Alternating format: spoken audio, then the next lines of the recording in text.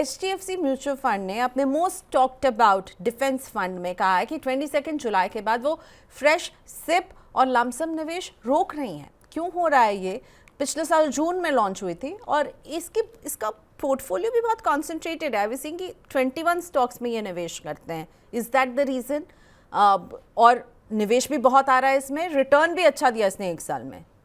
सो Priyanka, sectoral fund है। सबसे पहले हमें याद रखने की जरूरत है कि जैसे मैं राधिका गुप्ता जी का ट्वीट पढ़ रही थी, उन्होंने कहा है कि 80% of your portfolio has to be diversified like a dal chawal normal, and 20% can be all this satellite funds which are sectoral or index or passive or whatever you want to put it across. तो जब भी हम ये HDFC defence fund की बात करेंगे, तो HDFC defence fund का basically defence as a sector का एक्सपोजर है टोटल 29 स्टॉक्स का। यूनिवर्स ही उतना स्टॉक्स का है, ठीक है। उसमें HDFC म्यूचुअल फंड जो है, उनके फंड डिफेंस फंड में 22 फंड्स में वो 22 स्टॉक्स में इन्वेस्ट करते हैं, ठीक है। टेम्पररी सस्पेंशन कर रहे हैं, पैसा लेना मतलब फंड को बंद नहीं कर रहे हैं, टेम्पररी सस्पेंशन कर रहे हैं कि फ्रेश पैसा नहीं लेंगे। जो रनिंग सिप ऑलरेडी है, 22 जुलाई के बाद फ्रेश पैसा कोई भी उनके पास नहीं आ सकता है। इट मीन्स अगर आपकी कोई ऑलरेडी रनिंग SIP है, STP है, बिल्कुल चल सकती है।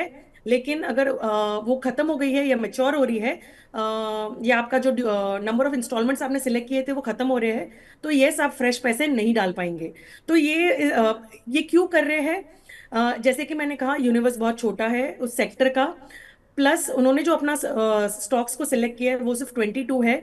उनको लगता है कि वो वैल्यू उतने स्टॉक्स में डिलीवर कर पाएंगे, और अगर ज्यादा पैसे आ जाएंगे तो शायद रिटर्न्स में कॉम्प्रोमाइज हो सकता है, इसलिए वो अपने इनफ्लो टुवर्ड्स डिफेंस फंड को सस्पेंड कर रहे हैं। ओके, सो फ्रेश इनफ्लोज को सस्पेंड करेंगे 22 जुलाई से। अगर पहले से आप उसमें इन्वेस्ट कर रहे हैं, आपका कंटिन्यू करेगा, पर कोई एक नया इन्वेस्टर इसमें 22 जुलाई से नहीं जुड़ पाएगा। और इनका जो एक नोटिफिकेशन आया है वो कह रहा है कि देखिए, रिडेम्पशन अभी भी अलाउड होगा, उसमें कोई दिक्कत नहीं है। स्विच आउट करना चाहते कोई दिक्कत नहीं है। STP आउट आप वहाँ से कर रहे हैं तब भी उसमें कोई दिक्कत नहीं, बस आप फ्रेश इन्वेस्टमेंट नहीं कर पाएंगे। इसको टक्कर दे रहा है निशा मोतीलाल ओसवाल का डिफेंस फंड, सो आपको क्या लग रहा है कि डिफेंस में ये सेक्टर, ये थीम जो है लोगों को काफी अट्रैक्टिव लग रहा है और इसीलिए इसमें बहुत जबरदस्त निवेश भी आ रहा है? सो प्रियंका, जैसे आई थिंक एक न्यूज आई थी थोड़े दिनों पहले, आई थिंक 6-7 महीने पहले, कि सरकार ने कहा था कि हम मैक्सिमम डिफेंस रिलेटेड जो भी एंसिलरी और ये सारा है वो हम इंडिया में मैन्युफैक्चर करेंगे, राइट, मेक इन इंडिया करेंगे। इसलिए ये सेक्टर में रैली आ गई कि अगर ये मेक इन इंडिया होगा तो इनको प्रोडक्शन ज़्यादा मिलेगा, प्रोडक्शन करने की वजह से प्रॉफिट्स में आएंगे, प्रॉफिट्स आएंगे तो डेफिनेटली इन्वेस्टर्स को उसका फायदा होगा। तो इसमें एक रैली ऑलरेडी आ चुकी है।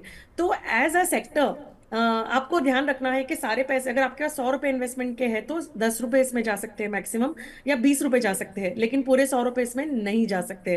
Please remember, this is a sectoral fund, इनकी एक साइकिल होती है। एक साइकिल ऑलरेडी टर्न हो चुकी है लास्ट ईयर, जो HDFC के फंड में आपको रिटर्न्स में दिख रहा है। मोतीलाल ओसवाल इसको टक्कर दे रहा है, लेकिन ये कंपेरेटिवली न्यू फंड है। तो इसमें स्टॉक्स जो है वो रैली होने के बाद जो आज की वैल्यू है, वो आज से उसका परफॉर्मेंस उसमें दिखना शुरू होगा, राइट। तो अगर मान लीजिए कि डिफेंस सेक्टर में ज्यादा मूवमेंट नहीं होती है तो आपके ये फंड में डिलीवरेबल कंपेयर टू HDFC नहीं आएगा। ओके फाइन, लेकिन वो बात मुझे अच्छी लगी जो निशा ने की, भाई अगर 100 रुपये निवेश करने हैं ना, उसमें आप मैक्सिमम 10 या इससे ज़्यादा 20 रुपया जो है वो डिफेंस में डालेंगे तो आप पूरा एलोकेशन समझ रहे हैं ना कितना, पूरा 100 रुपया नहीं। अभी क्या हम देख रहे हैं, लोग सिर्फ पूछ रहे हैं डिफेंस फंड में ही सिर्फ निवेश कर दूं क्या, लॉन्ग टर्म के लिए निवेश कर रहा हूँ, चिंता की बात नहीं है।